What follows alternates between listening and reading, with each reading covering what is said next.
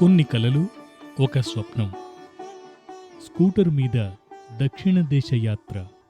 రచన దాసరి అమరేంద్ర. 13వ భాగం. కడలి అంచున కన్యాకుమారి.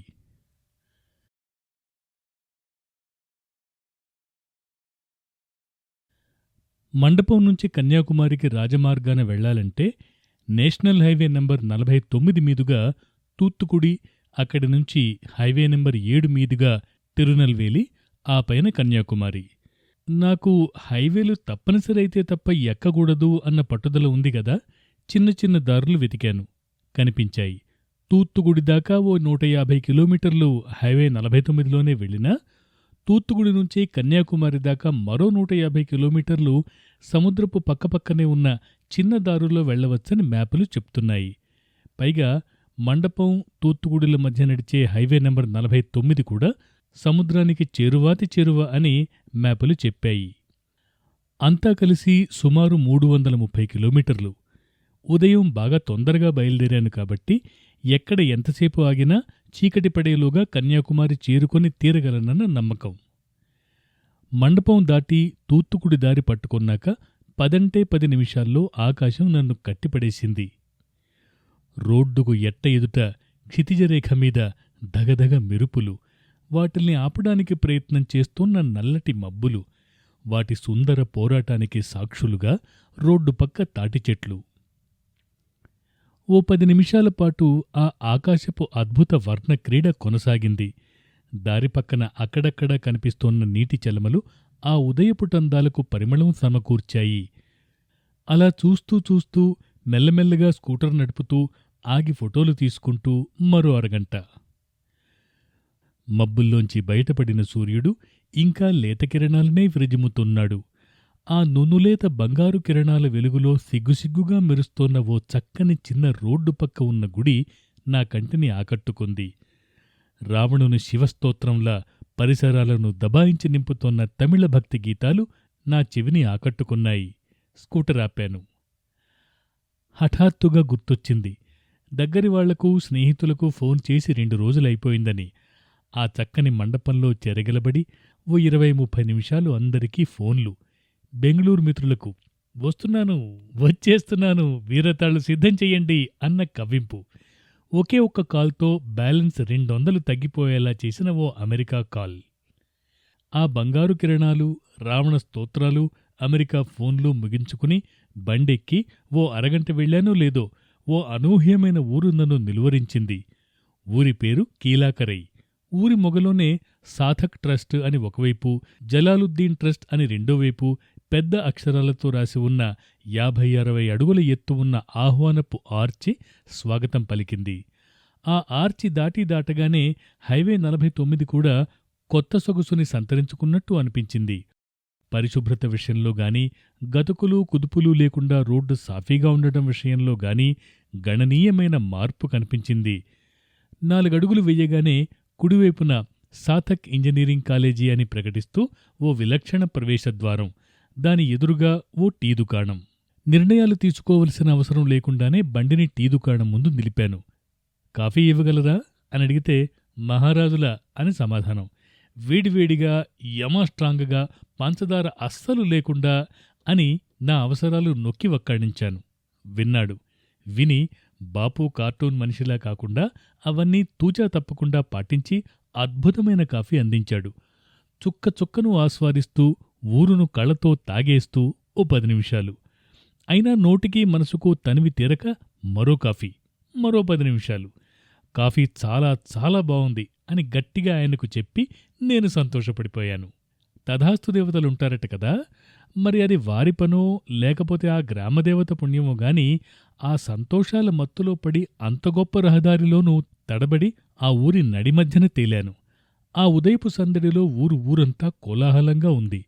మెయిన్ రోడ్డు మీద ట్రాఫిక్ సాఫీగా సాగినమాట నిజమేగాని ఈ ఊరి సన్నపాటి లోలోపలి దారుల్లో అది నత్తనడికే అయింది. కోల్పోయిన దారిని వెతికి పట్టుకుని మళ్ళా నేషనల్ హైవే ఎక్కేసరికి 10 నిమిషాలు పట్టేసింది. అయినా అది వృధా అనిపించలేదు, వింత అనుభవమనే అనిపించింది. స్కూటర్ సాగిపోయింది. మరో గంటలో పాయల్గుడి అన్న ఊరు. 5 నిమిషాల విరామం, మళ్ళా పరుగు, మరో గంట. వెంబార్ అన్న కాస్త పెద్ద ఊరు. స్కూటర్ చెకప్, చక్కని ఇడ్లీల బ్రేక్ఫాస్ట్, తమిళ సాంబారు అచ్చమైన రుచి. అలా చూస్తూ చూస్తూ ఉండగానే తూత్తుకుడి నగరం దగ్గర పడింది. నగరంలో పోర్టు ఉందని బోర్డులు చెప్తున్నాయి. నగరంలోకి వెళ్లకుండా బైపాస్ మార్గం ఉందని మ్యాపులు చెప్తున్నాయి. సహజంగానే నేను బైపాస్ మార్గాన్ని అంటిపెట్టుకున్నాను. కాని ఆ బైపాస్ మార్గం తిరునల్వేలి మీదుగా వెళ్తుందని, నేను కావాలనుకుంటున్న సముద్రపు పక్క మార్గం ఊళ్ళోంచి వెళ్తుందని ఎవరినో అడగగా సమాచారం. కాస్తంత తికమక. ఈ లోపల తిరునల్వేలి వెళ్లే హైవే నెంబర్ 7 ఎక్కనే ఎక్కాను. ఓ పావుగంట సాగాను. ఎయిర్పోర్టు పరిసరాలు. తప్పు వెళ్తున్నాననిపించింది. ఆగాను. పక్కనున్న టీ షాపులో ఎంక్వైరీ. రామేశ్వరం ఎలా వెళ్ళాలి? వెనక్కి వెళ్ళమన్నాడు. నిజమే గదా అనిపించింది. ఓ 10-15 కిలోమీటర్లు. మళ్ళా అనుమానం. మళ్ళీ ఎంక్వైరీ. మళ్ళీ వెనక్కి వెళ్ళమనే సమాధానం. ఇంకా ఇంకా వెనక్కి. తూత్తుకుడి ఊరు దాటి యాక్షన్ రివైండ్. అప్పుడు వెలిగింది బుర్రలో ట్యూబ్లైట్. నేను వెళ్లవలసింది కన్యాకుమారి. అడుగుతోంది రామేశ్వరం దారి. నిన్నంతా రామేశ్వరం దారి వాకపు చేసి బుర్రలో ఇంకా పాత సాఫ్ట్వేరే పనిచేస్తోందన్నమాట. దాని పుణ్యమాని ఎండలో గంటసేపు చిందులాట. 40 కిలోమీటర్లు అనవసరపు తిరుగుడు. What a pool I am. నమ్మలేకపోయాను. నిజమే, అప్పుడప్పుడు ఇలానూ జరుగుతుంది. హోతాహే కభీ కభీ. ఈ పిడకల వేట ముగిసేసరికి 1 గంట దాటింది. మరో అరగంట. కులశేఖరపురం అన్న అందమైన పేరు ఉన్న ఊరు. చక్కని రోడ్డు, కాస్తంత ఎత్తుపల్లాలు, సరుగుడు చెట్లు, పక్కనే సముద్రం ఉందన్న స్పృహ.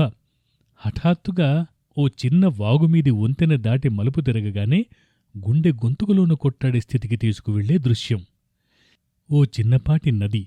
కనుచూపు దూరంలో అది వెళ్లి సముద్రంలో కలుస్తోన్న చోటు. నది ఆవలి ఒడ్డున సముద్రాన్ని ఆనుకొని కాస్తంత ఎత్తున్న గుట్టలు. జానపద కథలలోనూ యూరోపియన్ గ్రంథాల్లోనూ వినే చూసే మధ్యయుగాల నాటి గోపురాలు ఉన్న 2 చర్చిలు. ఆ ప్రాంతమంతా పచ్చని చెట్లు. మధ్య మధ్యలో నిడుపాటి మొబైల్ టవర్లు. పరీక్షగా చూస్తే సముద్రతీరంలో మరీ అంత ఎత్తులేని లైట్ హౌస్. స్కూటర్ని ఊళ్ళోకి నడిపించాను. ఏం ఊరది? ఏం పేరో? మనప్పాడు చెప్పాడో స్థానికుడు. ఉన్నది హోలీ క్రాస్ చర్చిట. ఓ 5-6 నిమిషాలు ఊళ్ళో అటూ ఇటూ స్కూటర్ నడిపాను. 5-6 నిమిషాలు కాదు, 5-6 రోజులు, వీలైతే వారాలు గడిపి తెలుసుకోవలసిన ఊరది. హఠాత్తుగా నాలో అంతర్యుద్ధం మొదలైంది. నాలోని రచయిత ఆగమంటాడు. ఈరోజు ఇక్కడే ఉండిపోదాం అంటాడు. ఫోటోగ్రాఫరు ఆగమంటాడు. కనీసం 100 ఫోటోలు తీయాలంటాడు. యాత్రికుడు సాగిపొమ్మంటాడు. ఇంకెన్ని ఇలాంటి అందాలు ఉన్నాయో ముందుకు వెళ్ళి చూద్దాం అంటాడు. ఈ యుద్ధం ఆ క్షణాన మొదలైంది కాదు, ఎప్పుడూ ఉండేదే. ఈ స్కూటర్ యాత్ర మొదలెట్టిన దగ్గర్నుంచి ఎంతో కొంత స్థాయిలో లోలోపల జరుగుతున్నదే. ఆ అందాల మనప్పాడు నా అంతర్యుద్ధపు కురుక్షేత్రం అయింది. నవ్వొచ్చింది. చిన్నపాటి పాఠం గుర్తొచ్చింది. నేను ముఖ్యం అంటే నేను ముఖ్యం అని శరీరంలోని అంగాలన్నీ వాదులాడుకుంటాయి, పోట్లాడుకుంటాయి, చివరికి పని చెయ్యమని భీష్మించుకుంటాయి. సమ్మె. సహజంగానే శరీరం మెతకబారుతుంది. సమ్మె చేస్తున్న అంగాలన్నీ నిర్వీర్యమైపోతాయి. యావత్తు శరీరం చచ్చుబడిపోతుంది. అవయవాలు తప్పు తెలుసుకుని ఒకదానితో ఒకటి సహకరించుకుంటాయి. ఆ సర్దుబాటే చేశానా మధ్యాహ్నం. ఈరోజు ఉండిపోవడం కాదుగాని ఓ అరగంట ఆ ఏటి ఒడ్డున లంచ్ చేస్తూ గడుపుదాం అని సర్ది చెప్పాను. మామూలే, ఫలాలు, బిస్కెట్లు, మాజా జ్యూస్. అరగంట ఆగి ముందుకు సాగానే గాని పొరపాటు చేశాననే భావన వెంటాడసాగింది. ద్వైదీభావం. వెనక్కి వెళ్ళి ఈరోజు అక్కడే ఉండిపోదామా అన్న భావావేశం. బహుశా ఆ పని చేసి ఉంటే బావుండేది. నా నిరాశకు నిష్కృతి అన్నట్టు మరో 20 నిమిషాల్లో మరో పెనారమిక్ దృశ్యం. ఆ ఊరి పేరు పెరియతాళై. సముద్రం ఒడ్డునే ఓ 30-40 అడుగుల ఎత్తున గుట్టమీద ఉందా ఊరు. ఊరు పరిమాణానికి ఏమాత్రమూ సంబంధం లేని ఓ బృహత్తర చర్చి భవనం. అక్కడ నుంచి కనిపించే గొప్ప సముద్ర దృశ్యం. చర్చి దాటి వెళితే పల్లెకారుల ఇళ్ళు, వాళ్లతో 10 నిమిషాలు. దేశపు మూలమూలల్లో ఇలాంటి ఆసక్తికరమైన ప్రదేశాలు ఎన్నెన్ని ఉన్నాయో. పెరియతాళై దాటాక రోడ్డులు కాస్తంత తికమక పెట్టాయి. సన్నకారు రోడ్లు కాబట్టి విపులమైన వివరాల బోర్డులు లేవు. అక్కడక్కడా చిన్నాచితగా ఉన్నా అవన్నీ తమిళంలో. మొట్టమొదటిసారిగా దారులకు సంబంధించిన నిస్సహాయత ఆవరించింది. అరుదుగా కనిపిస్తున్న మనుషుల్ని ఆపి అడిగి ఓ దారి అందిపుచ్చుకున్నాను. 40 నిమిషాలు నరకం చూపించిందా దారి. చంద్రమండలపు సొగసు ఆ రోడ్డుది. సహారా ఎడారి నుంచి దిగుమతి చేసుకున్న ఇసక, ఠారి ఎడారి నుంచి దుమ్ము, అత్యంత నాసిరకపు రోడ్లు, అడుగడుగుకు అడుగులోతు ఉన్న గుంటలు. ఒక రోడ్డు అంత నిర్దాక్షిణ్యంగా ఉండగలదా? నా సహనం అవధులు దాటేసింది. నిజానికి ఇలాంటి రోడ్ల వల్ల కష్టపడేది మనిషి కాదు, వాహనం. పైనుండి నడిపే మనిషికి కష్టంలో 10వ వంతైనా అనుభవంలోకి రాదు. కింద చక్రాలకి, మధ్యలో షాక్ అబ్జార్బర్లకి నరకపు రుచి చూపించగలవీ రోడ్లు. 40 నిమిషాలు అలా గడిచేసరికి ఏ దేవతలు కరుణించారో రోడ్డు బాగుపడిపోయింది. హమ్మయ్య అనుకుని బండి ఆపాను. అనుమానం వచ్చి చక్రపు లోహపు రిమ్ము చూశాను. ఇంకా అనుమానం తీరక వాటర్ బాటిల్లోని నీళ్లు పోశాను. వేడెక్కిన ఇస్త్రీపెట్టె మీద పడ్డట్టుగా ఆ నీటి చుక్కలు వెనువెంటనే రూపాంతరం చెందాయి. కరెక్ట్గా తిరుపతి శివార్లలోని కాలూరు దగ్గర దృశ్యమిది. నేను చెయ్యగలిగింది ఒకటే, ఓ పావుగంట బండి ఆపి ఇస్త్రీపెట్టె చల్లారాక మెల్లగా నడిపించటం. అప్పటికే ఆ ప్రాంతంలో అనేకానేక గాలిమరలు కనిపించసాగాయి. ఏదో చిన్న వాగు, ఒక మహాకాయపు గాలిమర, దాని దగ్గరలో నేను, నా వేడి రిమ్ముల యాక్టివా. ఇలాంటి బైకు యాత్రలు అతి తరచుగా అవలీలగా చేసే కాకినాడ క్రియ జగన్నాథరావు గుర్తొచ్చారు. ఆ మధ్య అతను మిత్రుడు కన్యాకుమారి వెళ్ళావన్నారు కదా, ఓసారి ఫోన్ చేసి చూద్దాం అనిపించింది. సార్, మీరున్న గాలిమరల ప్రాంతం నుంచి కన్యాకుమారి మహా అయితే 30 కిలోమీటర్లుంటుంది. కన్యాకుమారి చేరుకోవడానికి 4-5 కిలోమీటర్ల ముందు వెట్టకొట్టాయ్ అన్న కోట ఉంటుంది. తప్పక చూడవలసిన ప్రదేశం. కాని అది 5ంటికే మూసేస్తారనుకుంటాను. ఇప్పుడు 4 అయింది. గబగబా వెళ్తే అందుకోగలుగుతారు. గొప్ప సలహా ఇచ్చాడు జగన్. బండి అప్పుడే చల్లారుతోంది. మళ్ళా గబగబా వెళ్లడం అంటే ప్రమాదాన్ని ఆహ్వానించడమే. రేపు ఈ కోట పని పెట్టుకుంటే రాత్రికి కొచ్చిన్ చేరడం కొండెక్కుతుంది. ఏం చేద్దాం? Telugu cinema dilemma. చివరికి గబగబా వెళదామనే నిశ్చయించాను. కోటగుమ్మం ముయ్యడానికి ఇంకో 10 నిమిషాలు ఉందనగా చేరుకున్నాను. టికెట్ కౌంటర్ మనిషిని బ్రతిమాలి 10 నిమిషాల్లో వచ్చేస్తానని నమ్మబలికి లోపలికి వెళ్లాను. వెట్టకొట్టాయ్ అంటే గుండ్రపు కోట అని అర్థం. ట్రావెన్కూర్ పాలకుడు మార్తాండవర్మ కాలంలో 18వ శతాబ్దం నడుమ భాగంలో కట్టారట ఈ కోట. లన్నాయ్ అన్న డచ్ ఈస్ట్ ఇండియా కంపెనీ నౌకాదళ అధికారి ఈ కోట నిర్మించాడట. అంతకుముందే లన్నాయ్ మార్తాండవర్మ దళాలతో తలపడి ఓడిపోయాడట. అయినా రాజుగారి నమ్మకం పొందగలిగాడట. ఏ దళాలతో తాను పోరి ఓడాడో ఆ సైన్యానికే అధిపతి అయ్యాడట. తీరరేఖ పరిరక్షణ కోసం 4 ఎకరాల స్థలంలో 25 అడుగుల ఎత్తైన గోడలతో చాలా దిట్టంగా కనిపించే కోట ఇది. 10 నిమిషాలు సమయం కాబట్టి గబగబా లోకలికి పరుగులు పెట్టాను. గోడల మీదికి మెట్లెక్కాను. పరుగులు తీసినంతసేపు ఫోటోలు తీస్తూనే ఉన్నాను. ఒక్కసారి గోడపైకి చేరేసరికి పరుగులు ఆగిపోయాయి. దృశ్యమాలిక కాళ్లను కట్టేసింది. ముందంతా సముద్రం. కోట నిజానికి సముద్రంలోకి చొచ్చుకుపోయి ఉంది. ఎడమ పక్కన సముద్రతీరం వెంబటే దృష్టి సారిస్తే అనేకానేక గాలిమరలు. నా కంటికి కనిపించినవే 50-60 ఉంటాయి. మనోహర దృశ్యమది. అప్పటిదాకా నేను ఒకటొకటిగా చూసుకుంటూ వస్తోన్న గాలిమరలు ఇప్పుడు ఒకే ఫ్రేంలో కనిపించాయన్నమాట. వెనక్కి తిరిగి చూస్తే చిరుకొండల బారు. పదపదమంటూ అక్కడి సెక్యూరిటీ గార్డు టూరిస్టులను హెచ్చరిస్తున్నాడు. ఖచ్చితంగా 5 గంటలకల్లా కోట బయట పడిపోతాను అని అతనితో నమ్మబలికి ఆ కోట బురుజుల్ని, గోడల్ని, అందంగా ఉన్న మెట్లవరసని, మధ్యలో ఉన్న చిరు జలాశయాన్ని, ఓ మూల ఉన్న మందిర మండపాన్ని, కోట లోపలంతా పరుచుకుని ఉన్న పచ్చని పచ్చిక బయళ్లను వరసాగ్గా ఫోటోలు. కోట బయటకు వచ్చాక అక్కడి శిలాఫలకం మీద ఉన్న వివరాలు నోట్ చేసుకున్నాను. వెట్టకొట్టాయ్ 5ంటికల్లా మూసేయడం ఒక రకంగా మంచిదే అయింది.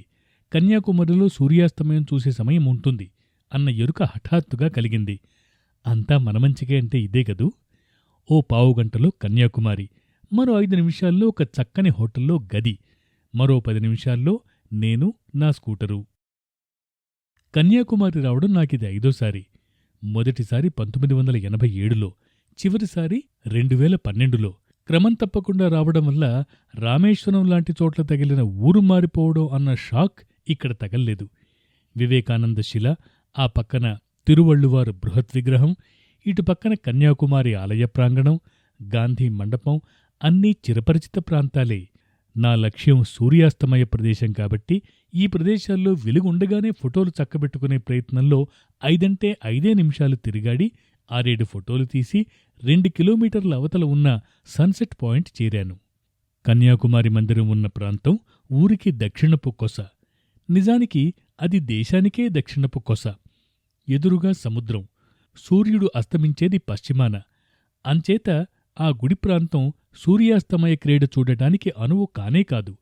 ఓ 2 కిలోమీటర్లు సముద్రపు ఒడ్డునే ఉన్న రోడ్డు మీద పడమరగా వెళితే కాస్తంత సముద్రం లోపలికి చొచ్చుకువచ్చిన సముద్రతలానికి ఓ 20 అడుగులు ఎగువన ఉన్న సన్సెట్ పాయింట్ వస్తుంది. మళ్ళా అక్కడ ఓ 20 అడుగుల ఎత్తున సెయింట్ స్టెల్లా మేరీస్ విగ్రహం. దాని చుట్టూ ఓ 6-7 అడుగుల వెడల్పు ఉన్న చెప్టా. పైకి ఎక్కడానికి మెట్లు.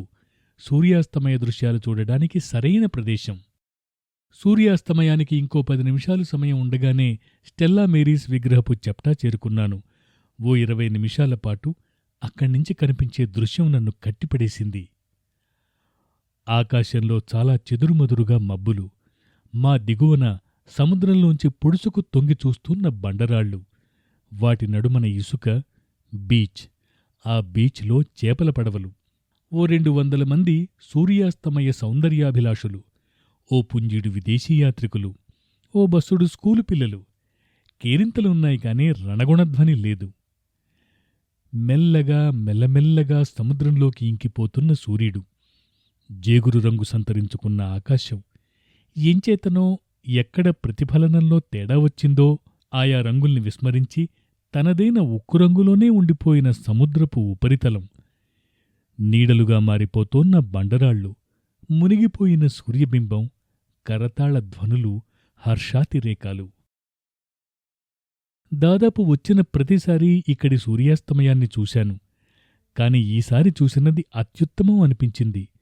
కొంతమంది టూరిస్టులు సూర్యుడు దిగిపోగానే ఏదో కొంపలంటుకున్నట్టు బుర్రుబుర్రుమని కారులో వెళ్ళిపోయారు. సూర్యాస్తమయం ఎంత ఆనందహేతువో ఆ తదుపరి పావుగంట 20 నిమిషాలు కూడా అంతే సుందర ప్రశాంతతని ఇవ్వగలవని నా భావన. ఆగిపోయాను. కరిగిపోతోన్న జనసంద్రం, చిరువెలుగులో స్ఫుటంగా కనిపిస్తోన్న స్టెల్లా మేరీ విగ్రహం, మెల్లగా నడిచి తమ తమ వాహనాలు చేరుతోన్న యాత్రికులు. ఏదో బైబిల్ కాలపు సినిమాలోని పెనోరమిక్ దృశ్యాలు చూస్తున్నట్టు అనిపించింది. మెల్లగా గుడి ఉన్న ప్రాంతం చేరాను. ఓ గంటసేపు ఆ పరిసరాల్లో తిరుగాడాను. ఓసారి గుడిలోకి వెళ్ళి వచ్చాను. పెద్దగా భక్తుల్లేరు. 5 నిమిషాల్లో గర్భగుడి. గుడి ఆవరణలో నిలబడి వివేకానంద శిల, తిరువళ్ళువారు విగ్రహాలను, దీపకాంతులను, 3 సముద్రాలు కలగలిసే ఆ దక్షిణ బిందువును, అదొక గంట. ఆ పరిసరాల్లోని చర్చిని, దుకాణాలను, దీపతోరణాలను మరో పావుగంట. 8 కావస్తోంది. తొందరగా భోజనం ముగించి రూముకు చేరుదామనిపించింది. నిన్న గుజరాతీ భోజనం తిన్నాను కదా, ఈసారి అలాంటిదే రుచి చూస్తే బావుండదు అనిపించింది. వెదకగా ఓ బెంగాలీల ధర్మశాల. బయట బోర్డు, భోజనం తయారు, అందరూ ఆహ్వానితులే అని. వెదకబోయిన తీగ. వెళ్ళాను. ఓ అరగంట బెంగాలీ వాతావరణాన్ని, భోజనాన్ని ఆస్వాదించాను. స్కూటర్ స్టార్ట్ చేసి హోటల్కి వెళ్తుంటే వింత సమస్య ఎదురైంది. సాయంత్రం సూర్యాస్తమయం హడావిడిలో హోటల్ ఎక్కడుందో సరిగ్గా గుర్తు పెట్టుకోలేదు. పేరూ గమనించలేదు. బయటకు వచ్చేటప్పుడు తాళం రిసెప్షన్లో వదిలి వచ్చాను. అంచేత ఆ ఆధారమూ చేతిలో లేదు. ఊళ్ళో ఒకటే మెయిన్ రోడ్డు అనుకుంటే ఒకే రకపు రోడ్లు 2-3 కనిపించాయి. ఆ రోడ్లలో ఒకే రకపు హోటళ్లు 2-3. పరిపూర్ణ గందరగోళం. నవ్వొచ్చింది. ఆయా రోడ్ల మీద 2-3 రౌండ్లు. అదే అనిపించిన చోట స్కూటర్ ఆపి లోపలికి.